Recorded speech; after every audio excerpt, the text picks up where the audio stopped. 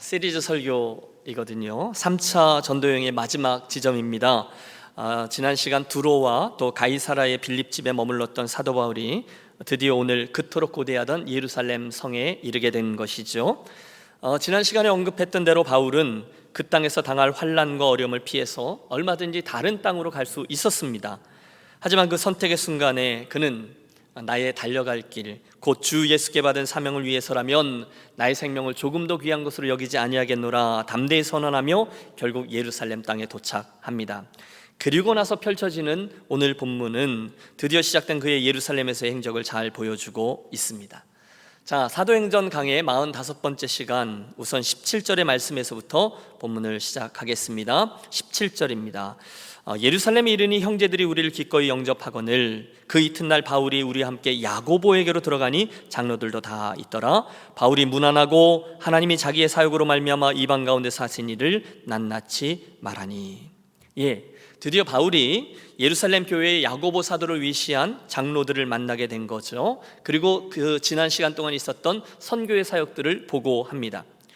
사실 사도 바울에게 있어서 이번 예루살렘 방문은 저 15장 예루살렘 공의회 이후에 근 20년 만에 이루어진 일이었습니다.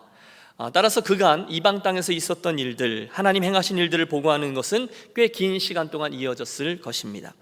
여러 번에 걸쳐 있었던 전도 여행들 가운데 있었던, 여러분 생각해 보세요. 얼마나 많은 일들이 있었어요. 말씀 사역들, 성령의 역사들, 그 결과 세워진 이방 땅의 교회들 이야기가 한참 이어졌을 것입니다. 그 중에는 드로아에 있었던 여러분 기억하세요? 마게도냐 사람이 환상 중에 꿈에 나타나 건너와서 우리를 도우라. 그래서 우리가 유럽으로 건너갔습니다. 그래서 최초의 빌립보 교회를 세웠습니다. 이런 얘기도 있었을 것입니다. 빌립보 감옥에 갇혔다가 천사들에 의해서 빠져나온 후에 주 예수를 믿으라. 그리하면 너와 내 집이 구원을 얻으리라. 순간 그 간수의 모든 가족들이 예수 믿고 성령 받은 이야기도 담겨 있었을 겁니다. 여러분, 예루살렘에 있던 사람들에게 있어서 소아시아, 아니 유럽 땅인 그리스 지역까지 있었던 이방 땅에 있었던 성령의 역사는 굉장히 신비했을 거예요.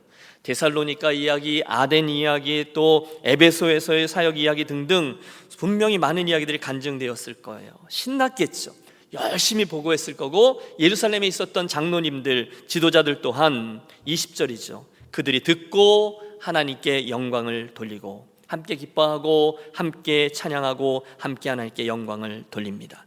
그리고 나서 바울더러 이르되, 그 다음에 일어나는 일들이 오늘 우리가 주로 관심을 기울일 사건입니다. 사실 그 당시 예루살렘은요, 오순절기가 다가왔기 때문에 세계 곳곳에서 모인 유대인들로 가득했습니다. 문제는 세상 곳곳, 특별히 소아시아와 저쪽 유럽에서 온 디아스포라 사람들이 돌아왔는데 그들 중에 이 사도 바울에 대해서 잘못된 소문과 오해들을 가지고 있던 이들이 많이 있었어요. 그래서 원하든 원하지 않든 바울은 이 문제의 중심에 서야 했고, 이후 성령님의 연출에 의해서 로마를 향하는 마지막 4차 여행을 시작하게 됩니다. 그 당시 그레코 로만 월드의 중심지, 수도였죠. 로마에 가서 주 예수의 복음을 증거하는 사명을 위해서 그는 오늘의 이 사건에서부터 시작해서 그리스도의 노예로, 그리스도를 위한 사신으로 마지막 여행길에 오르게 되는데, 그 첫 단추가 오늘 막 끼워지고 있는 것입니다. 자, 오늘 저는 이 사건 어간에 걸쳐 있는 4가지 부류의 사람들을 순차적으로 살피면서 은혜를 나누어 보겠습니다. 가장 먼저 우리가 본문에서 만나게 되는 사람들은 유대계 그리스도인들이었습니다. 따라해 주세요. 유대계 그리스도인들. 그 이름에서 알 수 있듯이 그들은 예수님을 믿긴 믿었지만 유대교의 틀 안에서, 즉 율법의 틀 안에서 믿던 사람들을 말합니다. 오늘 20절을 보면 예루살렘의 지도자들이죠. 그들이 듣고 하나님께 영광을 돌리며 바울더러 이르되, 기쁨으로 선교 보고를 듣던 예루살렘 교회의 장로들, 지도자들이 바울에게 이제 뭔가를 조심스럽게 말하기 시작합니다. 형제여, 그대도 보는 바에 유대인 중에 믿는 자 수만 명이 있으니 다 율법의 열성을 가진 자라. 그리고 나서 21절 22절을 함께 읽죠. 내가 이방에 있는 모든 유대인들을 가르치되 모세를 배반하고 아들들에게 할례를 행하지 말고 또 관습을 지키지 말라 한담을 그들이 들었도다. 그러면 어찌할꼬? 그들이 필연 그대가 온 것을 들으리니. 상황은 이렇습니다. 바울의 선교복을 한참 듣고 있던 예루살렘 교회 지도자들이 한편으로는 기뻤지만 한편으로는 좀 불편했습니다. 왜냐하면 지금 예루살렘 성내에 있었던 수만 명의 성도들이 대부분 유대인 출신, 유대교 출신의 성도들이었거든요. 근데 그들이 사도 바울을 별로 좋게 생각하지를 않는 거예요. 그들은 복음을 받은 후에도 여전히 율법을 지켜야 구원을 얻는다라고 생각했던 사람들이거든요. 여러분 생각해 보세요. 유대인들과 율법 준수는 늘 이렇게 묶여있는 정체성입니다. 그래서 그들은 예수를 믿었지만, 구원을 받았지만 여전히 할례도 받아야 되고 절기도 지켜야 되고 음식도 율법을 따라 먹어야 된다, 그래야 구원받을 수 있다라고 믿었어요. 그런데 헛소문이죠. 그런 이들에게 이 사도 바울이라는 자가 모세를 배반하고 율법을 지키지 말라라고 가르쳤다고 전해진 거예요. 잘못된 가짜 뉴스죠. 바울은 그동안 유대인들의 율법을 버리라라고 주장한 적이 한 번도 없습니다. 그가 큰 관심을 가진 것은 주로 이방인들의 구원 사건이잖아요. 그래서 그 이방인들에게 복음을 전할 때 유대인들이 가지고 있었던 율법과 할례를 따라함으로 구원에 이르는 것이 아니라 복음을 믿고 예수를 믿음으로 말미암아 구원에 이른다라고 그렇게 가르친 것뿐이었어요. 게다가 이 가르침은 저 뒤에 25절에 나오는 대로 이미 오래전에 여러분 사도행전 15장쯤에 있었던 예루살렘 공의회를 통해서 교회가 결정한 사항이에요. 여러분 기억하세요? 이방인들이 그리스도인이 될 때에 유대인들이 지키던 할례나 율법 이런 것을 지키기로 요구하지 않기로 했잖아요. 다만 유대인들이 지키는 것들 중에 4가지, 우상, 피, 목매어 죽인 것, 그리고 음행만을 금하게 하자, 교회 공동체가, 그것도 이 예루살렘 공의회에서 결정된 사항입니다. 따라서 바울이 잘못한 것은 없습니다. 그러니까 이런 오해를 그냥 무시하고 나가도 충분히 될 만한 상황이었다는 거예요. 그런데 여러분, 그게 바울의 입장이었다면 지금 이 예루살렘 교회의 분위기는 좀 달랐다는 거죠. 그들은요 뼛속까지 유대인이었어요. 율법, 관습, 절기 이 등등은 어릴 적부터 그들의 월드비를 형성하고 있던, 그들의 아예 정체성과 밀접히 연관되어 있었어요. 그러니 그들을 이끌고 신앙생활을 하던 예루살렘 교회 지도자들은 교회의 분위기를 굉장히 조심했다는 거예요.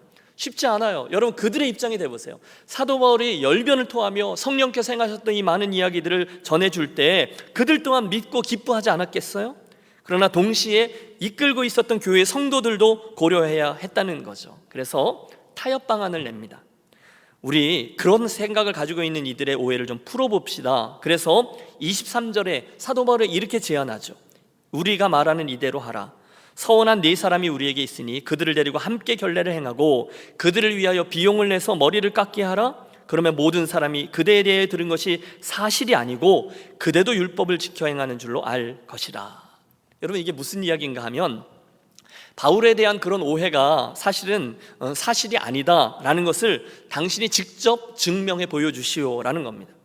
마침 그들 공동체에 서운한 4명의 사람들이 있었는데 사도 바울에게 부탁하는 거죠. 이 4명과 함께 유대인의 전통에 따른 서원 결례, 의식에 동참하고 그 의식에 드는 경비를 다 당신이 좀 내면 그들의 머리까지 깎을 수 있도록 도우면 어떻겠습니까? 이런 제안이에요. 만약에 그렇게 하면 수많은 유대인들이 사도 바울이 율법을 안 지킨다 그랬는데 그게 아니네, 이렇게 생각할 게 아니냐는 거죠. 여러분 이해가 되시죠? 저만 너무 열심히 달려온 것 같은데? 여러분 이해가 되시죠? 그렇게 해서 율법을 지키는 걸 보여주자는 거예요. 그런데 여러분 사실 이게 기가 막힌 이야기 아닙니까? 사도 바울의 입장에서는 자기가 안 그랬거든요. 자기들끼리 그렇게 생각하고 소문내고 하다가 이제는 나보러 문제를 해결하라고 그들의 비위를 맞추라는 거예요. 이게 보통 사람 같은 기분 나쁘지 않겠어요? 저 같아도 아니 내가 뭘 그렇게 잘못했다고 나한테 그러냐고 안 합니다. 마음대로 생각하라 그래요. 그동안 내가 얼마나 예수님 위해서 수고했고 고생했고 고난을 감내하면서 여기까지 왔는데 그렇게 오해하고 비난하고 저 상처받았습니다, 이럴 수도 있었어요. 그런데 여러분 바울이 누굽니까? 그는 예수님 때문에 날마다 자기 자신을 십자가에 못 박는 사람이었죠. 순종합니다. 26절에 보면 그대로 해요. 바울이 이 사람들을 데리고 이튿날 그들과 함께 결례를 행하고 성전에 들어가서 각 사람을 위하여 제사 드릴 때까지 결례 기간이 만기된 것을 신고하니라. 유대인들의 전통과 율법에 따라서 그 의식에 겸손히 참여했다는 거예요. 여러분, 저와 여러분이 지금 이 첫 번째 스토리에서 굉장히 많은 아주 중요한 것을 배우게 됩니다. 그것은 바로 지혜입니다. 뭐라고요? 지혜예요. 물론 바울이 그 사람들이 무서워서 순종한 건 아니었을 거예요. 그는 이미 예루살렘에 와서 결박과 환난을 당하게 될 것을 알았거든요. 그런데도 여기에 왔어요. 그러니까 그들이 무서워서 이 이야기를 따른 게 아니라는 것을 우리 알 수 있죠. 대신 여기서 우리는 사도 바울이 중요하게 여기며 따르고 있는 하나님 나라의 원리, 하나님 나라의 행동 방식 하나를 배우게 됩니다. 무엇이 더 중요한가 하는 점이었죠. 보세요. 여러분, 지금 사도 바울의 관심은요, 유대인들의 율법과 전통을 내가 지켜야 되느냐, 아니면 예수를 믿는 복음만으로 되느냐, 이 문제에 함몰되어 있지 않았어요. 다시 말하면 사도 바울에게 있어서 이 문제는 이미 지나간 거예요. 그 정도는 다 끝난 얘기예요. 중요하지 않아요. 그러나 동시에 그는 아직도 이곳에 남아서 믿음이 연약한 채로 있는 이들을 고려하는 태도를 가지고 있었다는 거예요. 그걸 주목하려고 하는 거예요. 여러분, 물론 우리가 무엇이 옳은지를 아는 것은 중요합니다. 바울은 지금 뭐가 옳은지 알았어요. 복음이 옳아요. 율법을 지켜야만 구원을 얻는다라는 게 옳지 않다는 것을 알았어요. 이건요, 예루살렘 교회 성도들이 틀린 거예요. 자기가 맞아요. 진짜 복음은 율법과 규례의 문제를 넘어서잖아요. 구원은 믿음으로 받아요. 율법을 지키는 게 구원의 조건이 아니에요. 그게 진리예요. 그런데 이건 지식의 문제라는 겁니다. 아는 거예요. 무엇이 옳은지. 그런데 동시에 바울은요, 예루살렘에 있는 성도들이 그런 식으로도 생각할 수 있다는 것을 이해했어요. 그걸 고려했어요. 그리고 나서 이제 순간 내가 옳다는 것, 내가 아는 게 진리잖아요. 그것을 주장하고 그것을 가리키고 왜 그렇게 믿지 못하느냐 하면 논쟁과 다툼만 일어난다는 것을 저가 알았습니다. 그게 혹시 유대인들을 향한 전도의 문을 막을 수도 있고요, 그게 혹시 예루살렘 교회와 이방인 교회를 갈등하게 만들 수 있는 단초를 제공한다는 것도 알고 있었습니다. 그래서 그는 뭐 이 상황에서, 그래서 예수 그리스도와 그분의 몸된 교회를 위해서 자기의 자존심을 좀 내려놓기로 했습니다. 자기가 자존심 구겨지는 것은 별 문제가 되지 않았다는 거예요. 훗날 바울이 로마서를 쓰잖아요. 이 로마서가 로마에 있는 성도들에게 쓴 편지거든요. 거기 14장과 15장에 보면 동일한 원리가 기록되어져 있음을 봅니다.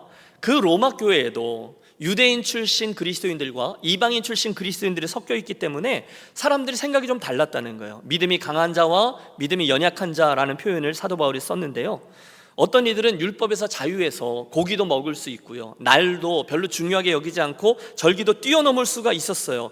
그런데 어떤 이들은 여전히 율법에 멍에 매여서 고기 먹는 일에 대해서 자유하지 못했어요. 절기를 지키는 일에 대해서 눌려 있었어요. 그때 사도 바울의 권면이에요.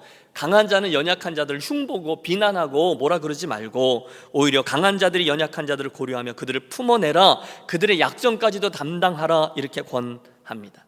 여러분, 이게 사도 바울 선택과 행동의 원리죠. 그리고 저는 그것이 바로 지혜라고 믿습니다. 그래서 사도 바울에게 있어서요, 그날 오기 직전에도 겐그레아라는 곳에서 머리를 깎고 서원했거든요. 유대인식입니다. 그러면 일도 아니었어요. 오늘 이곳에서 예루살렘 성전의 그 결례 의식에 참여하는 것 일도 아니었습니다. 그는 예수 그리스도와 그분의 교회를 위해서라면 그 정도는 다 할 수 있었어요. 복음을 위해서라면, 복음의 진보를 위해서라면 나머지 것들은 얼마든지 양보할 수가 있었다는 거예요. 자, 제가 드리는 말씀은 여기서부터입니다.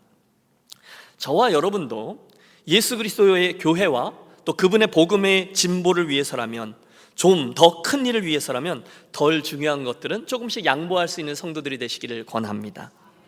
여러분, 그게 지혜예요. 제가 섬겼던 태백에 오래전에 대천덕 신부라는 분이 그 태백 저 구석 시골에 황지였나요? 거기에서 예수원을 설립했어요. 대천덕 신부님인데 그분이 그곳에서 많은 젊은이들의 영성 훈련과 또 성경 공부를 가르치고 그랬는데 그분이 한 번은 지식과 지혜를 이렇게 설명하며 가르친 것을 봅니다. 하나님이 주시는 성령의 은사들 중에 꼭 사랑이 있어야만 나타나는 은사가 있는데 그것은 지혜입니다. 여러분, 이게 무슨 소리인지 아세요? 성령의 은사가 많잖아요. 지식의 은사, 지혜의 은사, 방언의 은사, 통변의 은사, 예언의 은사. 그런데 헷갈리는 게 지식의 은사와 지혜의 은사예요. 비슷하잖아요. 여러분은 안 헷갈리세요? 지식의 은사도 뭐 아는 것 같고 지혜의 은사도 뭐 아는 것 같은데 이 둘 사이의 차이는 무엇 때문이라고요? 사랑이 있느냐 없느냐의 차이라는 거예요.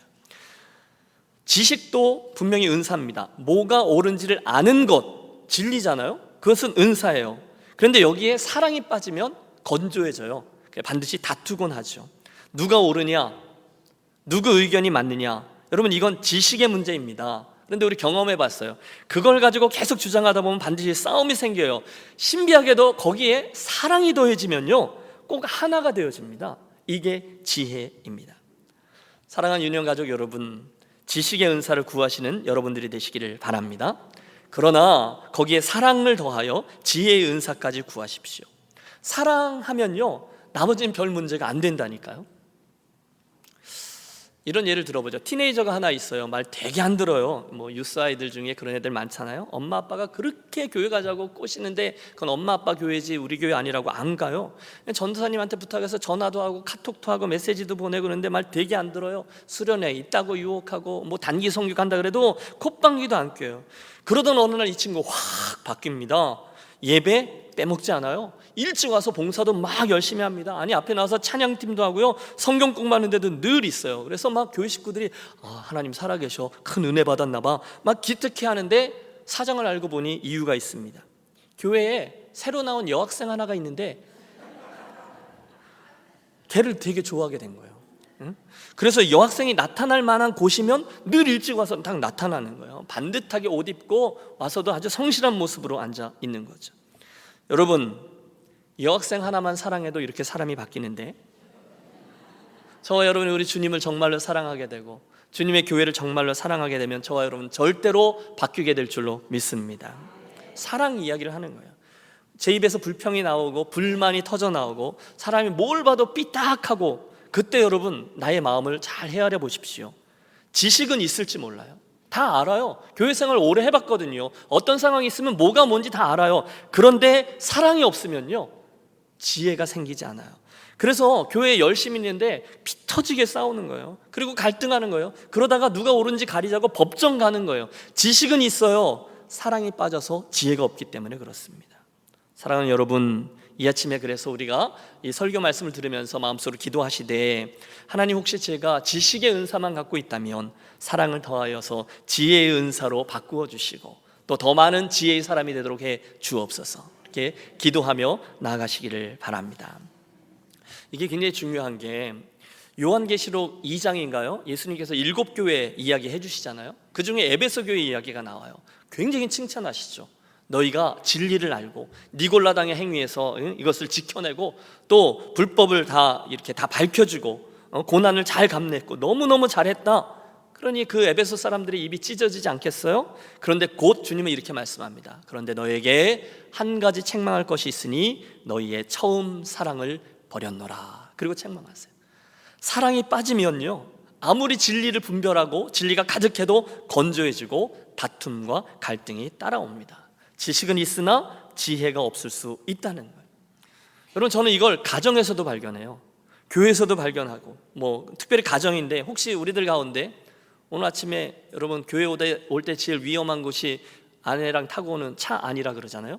혹시 교회 오다가 부부싸움 하신 분 계십니까? 자주 하시는 분들 계시면 잘 생각해 보세요. 여러분과 여러분 남편과 아내 왜 싸우죠?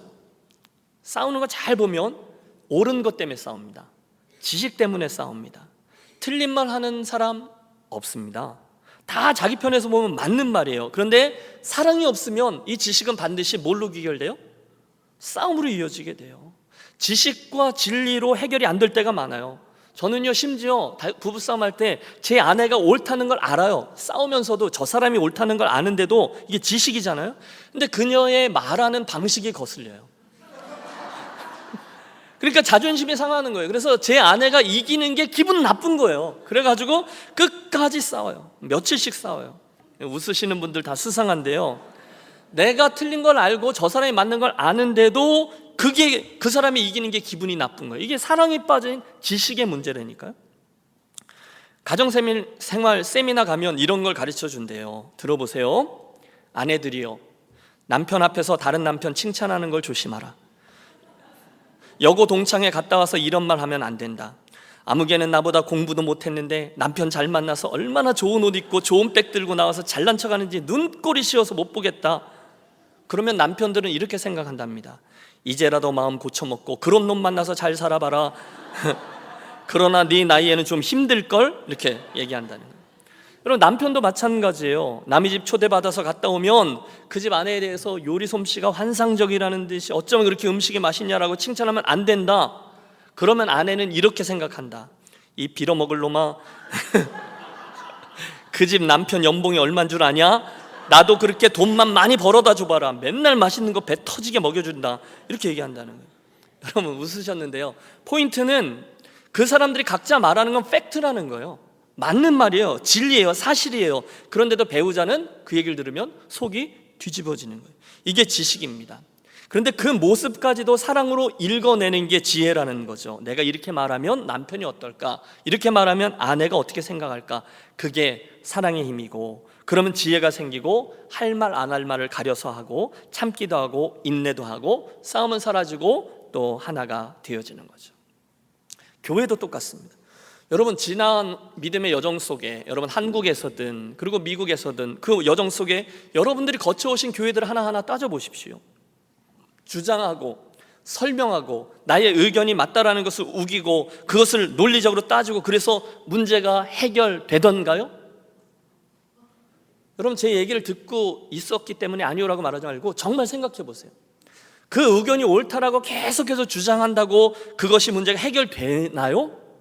안 됩니다. 다투기가 쉬워요. 말꼬리 잡고 싸우고요, 그 태도가 기분 나빠서 싸웁니다. 지식이에요. 물론 지식은 중요합니다. 진리도 중요합니다. 그러나 지혜가 필요한 거죠. 자, 이 모든 이야기를 다시 정리하면 바울이 그날 그걸 보여준 거예요.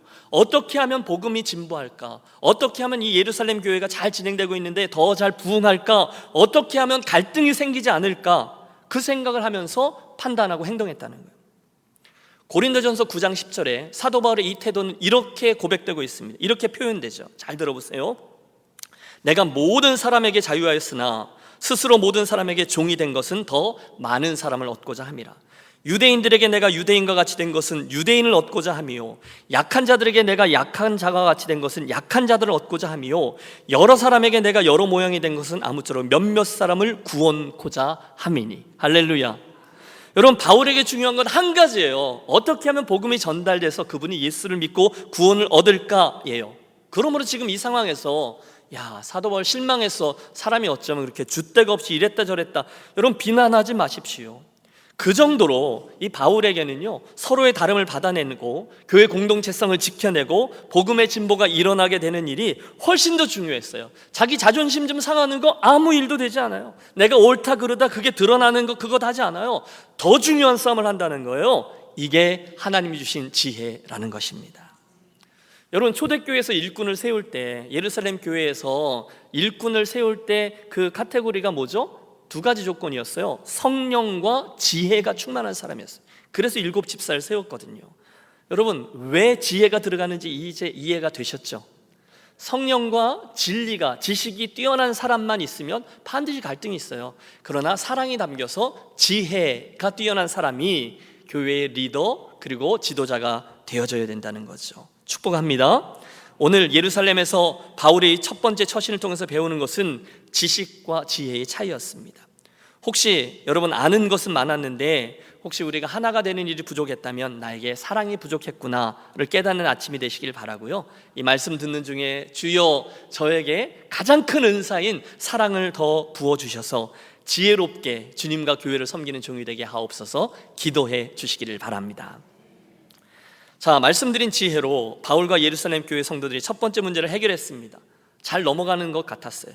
근데 갑자기 전혀 예상치 못했던 일 한 가지가 또 일어나죠. 이번에는 두 번째 부류의 사람들인데 믿지 않는 유대인들이에요. 늘 복음을 반대하던 무리들이 갑자기 등장합니다. 우리 함께 27절부터의 말씀을 보시겠습니다. 그 이래가 거의 참에 아시아로부터 온 유대인들이 성전에서 바울을 보고 모든 무리를 충동하여 그를 붙들고 외치되 이스라엘 사람들아 도우라, 이 사람은 각처에서 우리를 백성과 율법과 이곳을 비방하여 모든 사람을 가르치는 그 자인데 또 헬라인을 데리고 성전에 들어와서 이 거룩한 곳을 더럽혔다 하니. 우리가 보는 두 번째 부류의 사람들은 전형적인 유대인들입니다. 전혀 예수를 믿지 않던 유대인들을, 그들은 그 당시 전 세계의 디아스포라로 흩어져 살고 있었는데 오순절, 이 절기를 지키기 위해서 예루살렘에 왔다가 갑자기 사도 바울을 보는 거예요. 저 사람? 작년에 우리 동네에 와서 예수를 메시아라고 말하고 다니던 그 흉악자가 아니냐? 바울이다 하던 그 랍비 아니야? 맞아 그 사람이야. 잡자. 그래서 유대인들이 갑자기 확 사도 바울을 사로잡은 겁니다. 여러분 우리는 이미 2차, 3차 전도 여행 속에서 어떻게 해서든지 사도 바울의 사역을 회방하고 복음을 막던, 그를 없애려고 했던 유대인들을 많이 만났습니다. 그들이 예루살렘의 절기를 지키러 왔다가 예루살렘 성전에서 바울을 맞닥뜨린 거예요. 순발력을 발휘해서 바울을 잡아 죽이기 위해서 이 사람 저 사람 막 대중들을 선동하기 시작합니다. 여러분, 말도 너무 잘해요. 이스라엘 사람들아 도우라. 여러분, 나쁜 일에는 금방 하나가 되잖아요. 그게 대중이고 그게 선동입니다. 일단 그들은 거짓으로 사람들의 마음을 하나로 사로잡습니다. 이 바울이라는 작자는 가는 곳마다 유대인과 모세 율법을 대적하여 가르친 사람이다 라고 외칩니다. 여러분, 앞서 말씀드렸다시피 이것은 사실이 아니었습니다. 바울은 그런 적이 없어요. 하지만 여러분, 분위기가 그러면 소용없잖아요.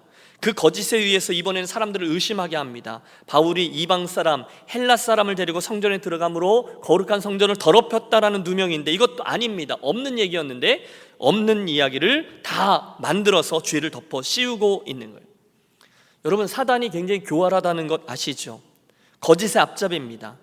어떤 교회 목사님이 큰 어려움을 당하시다가 결국은 교회를 위해서 교회를 사임하셨어요. 그 이유인즉슨 목사님이 담배를 피우셨다는 거예요. 별로 안 놀라시는데, 여러분, 담배를 피운다고 지옥 가고 천국 가고 이런 건 결정하지 않지만 목사님이 담배를 피우는 건 분명히 문제가 되잖아요. 꼬리에 꼬리를 물고 결국 목사님이 사임을 하셨어요. 근데 나중에 알고 보니까 그를 대적하는 분들이 목사님이 하얀색 칫솔을 썼는데 그거를 담배 폈다고 해가지고 그런 일이 일어난 거죠. 결국 목사님은 떠났고 성도들이 사정을 알고 후회했지만 기차는 떠나가 버렸습니다. 그리고 뒤에서 사단이 막 웃고 있었던 거죠. 30절의 말씀을 보세요. 그런 식으로 사람들이 막 헛소문을 만들어서 바울을 못 살게 구는 거예요. 30절, 온 성이 소동하여 백성이 달려와 모여 바울을 잡아 성전 밖으로 끌고 나가니 문들이 곧 닫히더라. 여러분, 물론 사단이 역사에서 잡힌 거죠. 하지만 큰 그림으로 보면 결국 하나님의 섭리가 이루어지고 있는 거예요. 성령께서 오래전부터 예언해 주셨던 대로 바울은 갑자기 그들에게 붙잡혀서 끌려가게 된 것이 아니라 결박과 환란이 나를 기다린다 하시나, 이미 그곳에 그렇게 그런 일들이 진행되고 있는데 성령께서 그를 그리로 끌어가신 거죠. 사탄이 그런 일을 하도록 허락하신 거죠. 일촉즉발의 상황. 하지만 31절, 여러분 잘 보세요. 성령님께서 그를 구해내십니다. 그들이 그를 죽이려 할 때에 온 예루살렘이 요란하다는 소문이 군대의 천부장에게 들림에 그가 급히 군인과 백부장들을 거느리고 달려 내려가니 그들이 천부장과 군인들을 보고 바울 치기를 그치는지라. 그대로 뒀으면 사도 바울은 그 성난 군중들에 의해서 맞아 죽는 거예요. 그런데 그 노한 군중들 사이에서 성령께서 로마 사람들이죠, 천부장과 백부장과 병사들을 보내어 그를 꺼냅니다. 물론 이 상황을 보고 뭔 큰 죄를 지은 줄 알고 천부장이 명하죠. 쇠사슬로 그 죄인을 묶으라. 그리고 나서 천부장이 묻습니다. 이 사람 누구냐? 이 사람이 무슨 짓을 범했기 때문에 너희가 이렇게 소란을 떠느냐? 이 사람 저 사람이 막 얘기를 한 거죠. 저놈은 뭐 저놈은 뭐. 그렇지만 천부장이 이 상황을 알 수가 없고 그냥 두면 맞아 죽을 것이고 그러면 직무유기가 되니까 그 사울을 영문 안으로 끌어 들어갑니다. 다 하나님께서 하시는 일이죠. 그러면서 오늘의 본문 35절과 36절은 이렇게 마무리됩니다. 바울이 층대에 이를 때에 무리의 폭행으로 말미암아 군사들에게 들려가니 이는 백성의 무리가 그를 없이 하자고 외치며 따라가미러라. 주님께서 사도 바울에게 말씀해 주셨어요. 아직 끝이 아니라는 거예요. 내가 죽을 때가 아니라는 거예요. 그에게는 마지막 사명이 남아져 있거든요. 그것은 뭐냐면 많은 왕들 앞에서, 특별히 로마에 가서 시저 앞에서 예수가 주라는 사명을, 그 복음을 증거하는 사명을 마쳐야 되거든요. 근데 죽을 때가 아닌 거죠. 그래서 그렇게 끌려 들어가면서 바울은 그 기회를 타서 이 예루살렘에서 마지막으로 그의 복음을 또 한 번 증거합니다. 그 내용은 to be continued. 다음 시간에 살피도록 하겠습니다. 두 번째 무리, 악랄한 무리들이 있었다는 거예요. 그런 사람들에 비하면 오늘 세 번째 본문에서 제가 주목하려고 하는 사람은 사도 바울이에요. 여러분, 이 혼동스러운 상황 중에서도 사도 바울은 변함없이 그 길을 걷습니다. 외롭습니다. 괴롭습니다. 오해받습니다. 하지만 그는 이미 그 길을 선택했어요.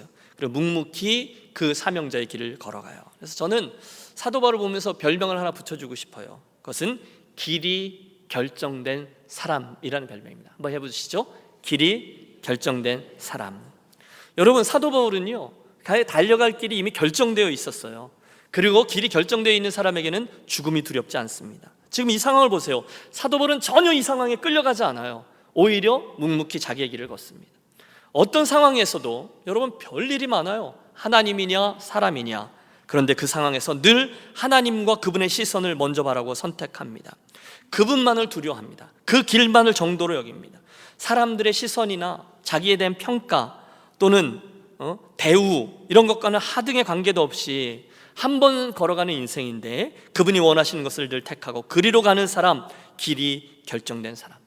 여러분, 이 길이 결정된 사람, 오늘 본문을 보면요 수없이 많은 특징들이 드러납니다. 그 사람은요 성공도 괜찮습니다. 그 사람은 실패도 괜찮습니다. 그 사람은 맞아도 괜찮습니다. 그 사람은 건강해도 괜찮습니다. 병들어도 괜찮습니다. 그저 자기에게 맡겨진 길, 그 사명이 중요할 뿐이에요. 흔들리지 않아요. 제가 보기에 우리 교회에도 그런 식으로 예수 믿는 분들이 여럿 계십니다. 진지하게 오늘도 그런 모습으로 변화되는 분들도 계십니다. 할렐루야. 제 생각에 목회는 그런 분들을 계속 세우는 일이 아닌가 싶습니다. 여러분, 제가 여쭙죠. 좋은 교회가 어떤 교회일까요? 오늘 본문에 의하면 그렇듯 예수님의 눈에 합한 그 길을 이미 결정되어서 내가 그 길을 선택하리라, 그리로 걸어가는 사람들이 많아지는 교회죠. 그들은 별일들이 있어도 호들갑 떨지 않습니다. 이 사람이 뭐라 그래도 저 사람이 뭐라 그래도 진리를 알고 진리를 붙잡기 때문에 의연하게 그 길을 갑니다. 성숙한 사람이에요. 흔들리지 않아요.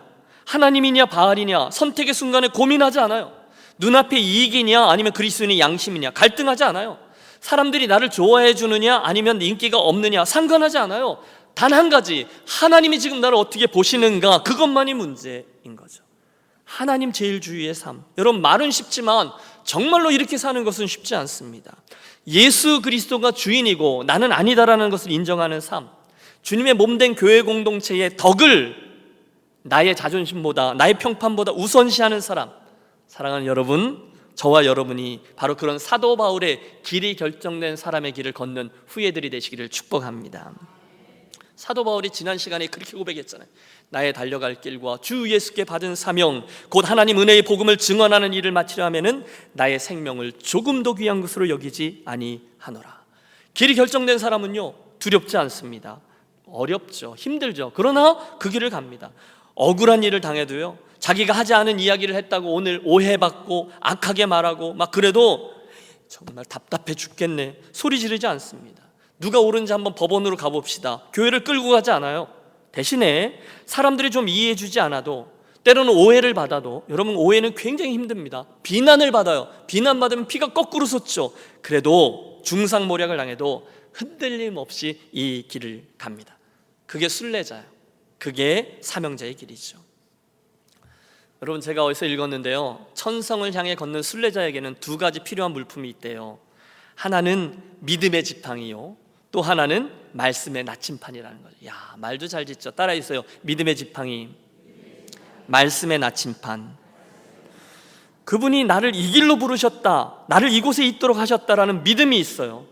그러면 다음은 더 쉽죠. 누가 뭐라 그래도 그 믿음 가지고 그분 말씀이 가르치는 대로 가기로 내가 선택이기 때문에 나침판이 가리키는 대로 가는 거예요. 여러분, 예수 믿다 보면 별일들 많아요. 뭐 이 사람이 이런 말도 하고 저 사람도 저런 말하고 결박도 있고요, 모함도 있고요, 억울한 일도 있고요. 그런데 여러분, 충성스러운 종, 그 길이 결정된 사람 그냥 계속 가는 거죠. 계속 가는 거예요. 그러면서 중간에 어려움을 겪어도 끝까지 믿음으로 가는 거예요. 여러분, 이게 얼마나 어려운 일이에요. 어제 말씀을 준비하면서 이런 고민을 해보았어요. 야, 사도 바울은 정말 대단하다. 어떻게 그렇게 자기 우군이라고 생각하는 이들에게 오해를 받아도 흔들리지 않고, 적군으로 보이던 이들에게 맞아도 흔들리지 않고 이 길을 가냐. 예수님 때문에 큰 어려움을 겪어도 계속해서 그 길을 가는구나. 나는 어떻게 걸어왔는가 생각해 보았어요. 나는 예수님을 위해서 어떤 고난을 받아왔냐는 거예요.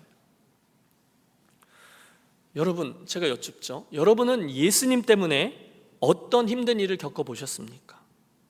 예수님 때문에 여러분이 손해를 본 게 뭐가 있습니까? 따져보십시오. 여러분, 예수님 믿기 때문에 마음고생해 보셨어요? 예수님 믿기 때문에 마음이 아팠던 적이 있으십니까? 여러분, 이 사도들처럼 예수를 믿기 때문에 굶어 보셨습니까? 예수님 때문에 따귀를 한 대 맞은 적이 있으십니까? 도대체 여러분은 예수님을 위해서 무슨 헌신을 얼마만큼 하셨습니까? 여러분 한번 따져보십시오. 그분이 나를 위해서 행해 주신 모든 일들, 생명까지도 십자가에서 못 박혀 죽으시면서 다 내어주셨는데, 혹시 나는 별것 아닌 것 마음 좀 써준 것 같고 그분을 위해서 나 혼자 헌신을 다 한 것처럼 그렇게 혼자서 생색내고 있지는 않습니까? 도대체 내가 예수를 믿기 때문에 예수 믿고서 손해본 게 얼마나 있냐는 거예요. 혹시 내가 드린 그 작은 헌신 가지고 막 자아도취에 빠져서 나만큼만 예수님을 사랑하라 그래, 나처럼만 예수 믿으라 그래, 그렇게 걸어가고 계신 분은 아니 계십니까? 유명한 분이죠. 리처드 범브란트라는 목사님이 계세요. 1948년 루마니아의 경찰에 잡혀서 20년을 감옥에 갇혀 있게 됐어요. 여러분 20일이 아니에요, 2달이 아니에요, 2년이 아니에요, 20년을 공산당에게 의해서 예수 믿는다는 것 때문에 감옥에 갇혔어요. 예수 믿지 않겠다 입으로만 말하고 마음으로 믿으면 되지, 그 말 한마디만 하면 되는데 그 신앙을 지키기 위해서 끔찍한 고문과 핍박을 받습니다. 여러분 공산당이 얼마나 악랄했는지, 그가 옥에 갇힌 지 여러 해 동안 면회조차 허락되지 않습니다. 한 번은 가족 면회를 허락할 때니 집에다가 엽서를 보내라는 방송이 흘러나옵니다. 그래서 혹시나 하는 마음으로 집에다 엽서를 쓴 거예요.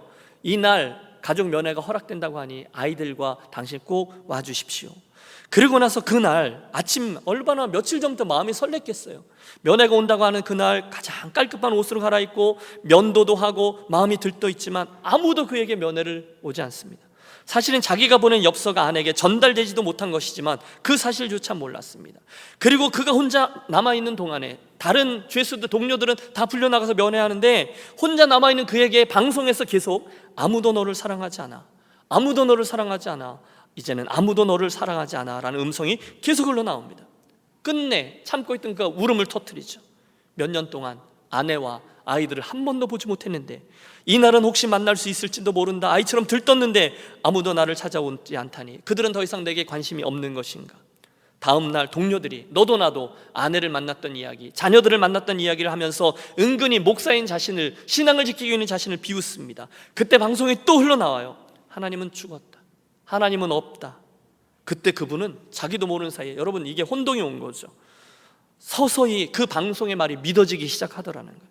고개를 얼른 흔들죠. 내가 어떻게 믿음을 지켜왔는데 하나님 나를 도와주옵소서. 결국 정신을 차리고 끝까지 믿음을 지켜냈습니다. 20년. 여러분 이게 길이 결정된 이의 삶인 것이죠. 물론 저와 여러분들 가운데 이 미국 땅에서 그 리차드 목사님처럼 어려움을 겪을 분은 없을 겁니다. 하지만 좀 성격은 다르지만 믿음의 이 길을 흔드는 여러 가지 일들은 있을 수 있죠. 그때 사랑하는 여러분, 길이 결정된 사람으로 걸어가는 저와 여러분이 되시기를 권합니다. 아무리 그래도 그 길은 쉽지 않았어요. 그래서 네 번째 부류의 사람이 오늘 본문 15절부터 나오죠. 이 여러 날 후에 여장을 꾸려 예루살렘으로 올라갈새 가이사라의 몇 제자가 함께 가며 한 오랜 제자 구브로 사람 나손을 데리고 가니 이는 우리가 그의 집에 유하려 함이라. 여러분 저 앞에 가이사라에서요, 사도 바울의 이 나의 달려갈 길에 대한 그 각오, 일사각오를 들은 저들이 사도 바울의 마음이 그렇게 결정됐다는 것을 알고 주의 뜻대로 이루어지리이다, 예 알겠습니다 바울 선생님, 그러면 열심히 잘 가십시오, 안녕히 가세요 하지 않았다는 거예요. 그리들은 그 외로움의 길을 함께 동역자로 걸어가 줍니다. 바울이 혼자 예루살렘에 걸어가지 않게 해요. 함께 걸어간다는 거예요. 여러분 말씀을 전할 때 심령들이 거꾸러질 때도 그들은 거기 있었고요, 오늘처럼 견딜 수 없을 만큼 힘든 고난의 길에도 함께 가주었어요. 충성스러운 동역자들, 네 번째 부류의 사람이라는 것이죠. 비단 그들만이 아니었죠. 그들이 예루살렘에 이르렀을 때 그 사도 바울을 맞아준 지도자가 야고보 사도였어요. 사실 야고보는 예수님 육신의 동생인 요셉의 아들이었죠. 그리고 처음에는 예수를 메시아로 인정하지 않았어요. 제가 말씀을 잘못 드렸나요? 예수님의 형제 야고보였다는 거예요. 그런데 십자가 부활의 사건과 성령 강림 사건을 거치면서 그 야고보도 든든한 믿음의 사람이 된 거죠. 교회 일꾼이 된 거죠. 그 사람이 나중에 신약 성경 중에 야고보서를 기록합니다. 사도행전 15장에서 저 유명한 예루살렘 공의회가 진행될 때 의장의 역할을 감당했습니다. 결국 사도 바울은 그의 섬김을 본받은 후에 갈라디아서 2장 12절에서 그에 대해서 예루살렘 교회의 기둥이라고 불렀습니다. 여러분 얼마나 멋진 기회인지 몰라요. 예루살렘 교회 기둥 야고보, 유니온 교회 기둥 아무개, 아니, 하늘나라의 기둥 누구누구. 여러분, 저와 여러분이 그런 충성스러운 동역자들이 되어지시기를 축원합니다. 결론입니다. 여러분, 오늘 이야기를 통해서 제가 여러분과 꼭 기억하고자 하는 것은 이것입니다. 저와 여러분이 예수 믿으면서 인생길을 가고 있어요. 여러분, 예수 얼마 믿으셨어요? 나는 한 30년 믿었습니다. 난 10년 믿었습니다. 얼만큼 믿으실 거예요? 모르겠어요. 각자 달려갈 길이 있는데 여러분, 별일들이 많을 거예요. 오늘처럼 오해받기도 하고 또 빈정대기도 하고 육체를 자랑하는 이들이 비난하기도 할 겁니다. 박해, 중상모략, 비방까지 당할 수도 있습니다만 우리 주님이 그러했듯이, 오늘의 사도 바울이 그러했듯이 침묵하며 묵묵히 맡겨진 이 믿음의 길을 걸어가는 저와 여러분이 되시기를 권합니다. 길이 결정된 사람들, 흔들리지 않아요. 좌절하지 않아요. 믿음의 지팡이, 그리고 말씀의 나침판, 그것 가지고 천성을 향해 걸어가죠. 네 부류의 사람들을 말씀드렸어요. 여러분, 이왕 한번 사는 인생길 걷는데 본문의 유대인들처럼 자기의 틀과 생각에 맞지 않는다고 거짓을 고하고 모함하고 빈정대고 선동하는 악한 인생 살지 말고 더 중요한 일 한 가지, 나의 달려갈 길, 그 사명을 생각하며 믿음을 지키며 남들의 평가와 상황에 흔들리지 않고 걸어가는 복된 사명자들, 제2의 바울들이 되시기를 주님의 이름으로 축복합니다.